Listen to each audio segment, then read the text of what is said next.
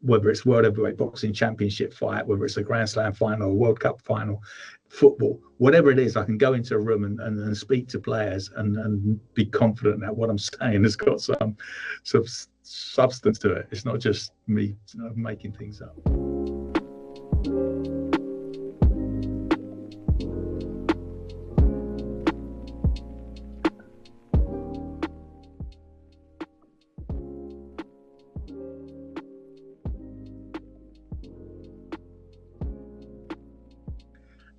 I think the biggest thing that gets in the way of athletes performing well is external stressors or even internal stressors. So athletes come to see me when things are not going well.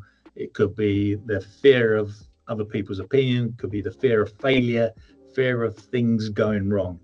So athletes might say, in training, I'm really good. I really can do everything I want to do, top of my game, get to competition. The stress, the pressure comes in, and I can't recreate what I do in training, in performance, in competition when it matters.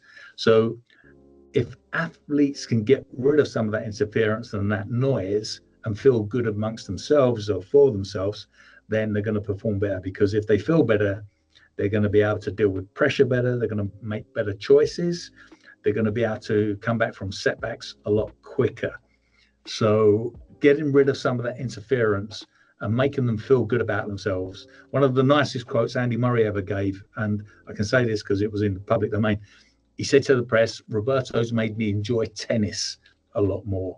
And that was great, because when he came to see me, when we started working together, he wasn't enjoying tennis. And that was his career. So being able to enjoy what you do is hugely beneficial. So yeah, feel better and perform better.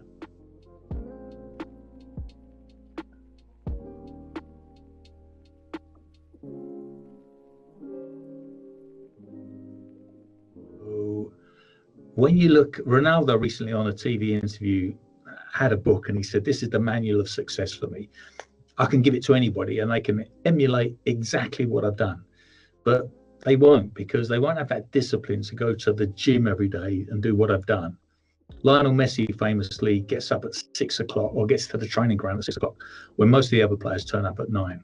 Why does he do that? He does it to get an extra 3 hours of training in. And he's the best player in the world. So in basketball, it's the same. Kobe Bryant and Michael Jordan used to train relentlessly. So you look at these players and you think, I can't be as talented as them. So a funny quick story, I was working at Charlton. Chris Powell was the manager. And I said, "Who's the best player you've worked with?" And he said, "Paolo Di Canio." And I said, "Oh, tell me about him." He said, "We used to be going out of training ground at 1 o'clock, going home. Hey, you're the best player here. Why are you doing that?" And he looked and said, "That's probably why I'm the best player here, because I'm doing that extra." So I think the biggest myth about high performance is, oh, they're talented. They're born talented. I can't emulate that. And it's like, actually, they are very talented, but it's the work they put in.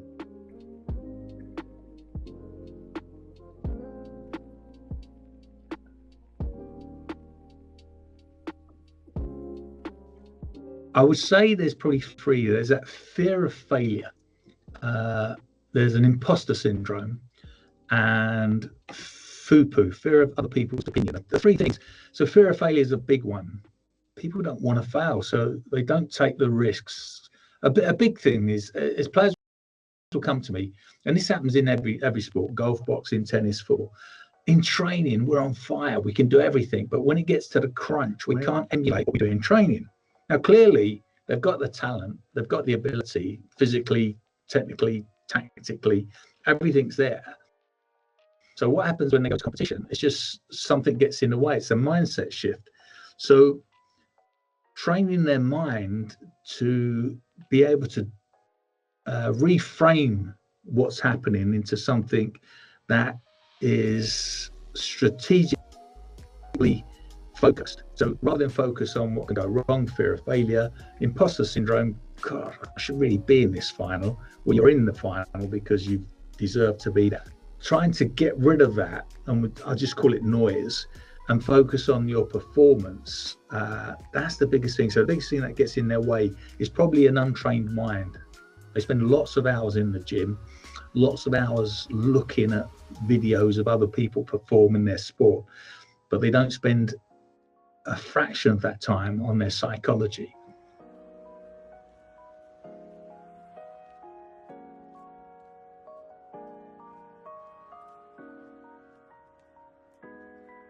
Coach Crystal Palace, Brentford, Brighton first teams, and I wanted to be the best coach I could. So I enrolled in a sports science masters, and I took every course I could with the Football Association, and I graduated and majored in psychology, and then went on to write the FA Guide to Psychology in Football. So while I was coaching football, I was lecturing as well, and I think because of my imposter syndrome, I really wanted to learn as much as I could about performance and psychology.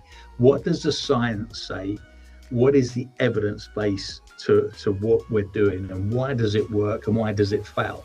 So I was so conscious of my background, being born in London, a London boy, and having that knowledge, that I just put myself into every situation I could to learn, read as many books as I can, done my masters, lectured, graduated, become a sports psychologist. So I went for all that accreditation. So I think it's really important to have an evidence base to what you do, and I bring that to my talks. And there's a great underpinning of this works because of the research.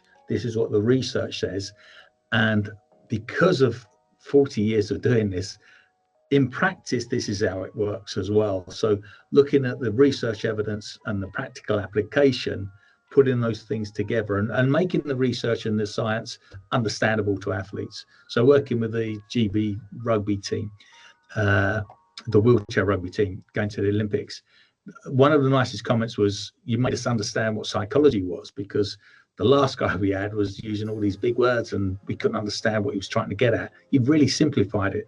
And it's similar to what Bob Rotella done recently with Rory McIlroy.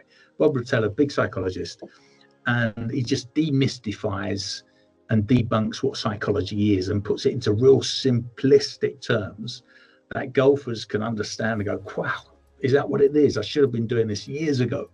So it's simple processes. But having that evidence base, I think, certainly gives me the confidence to be able to go into a room, whether it's World Heavyweight Boxing Championship fight, whether it's a Grand Slam final, a World Cup final, football, whatever it is, I can go into a room and speak to players and be confident that what I'm saying has got some substance to it. It's not just me making things up.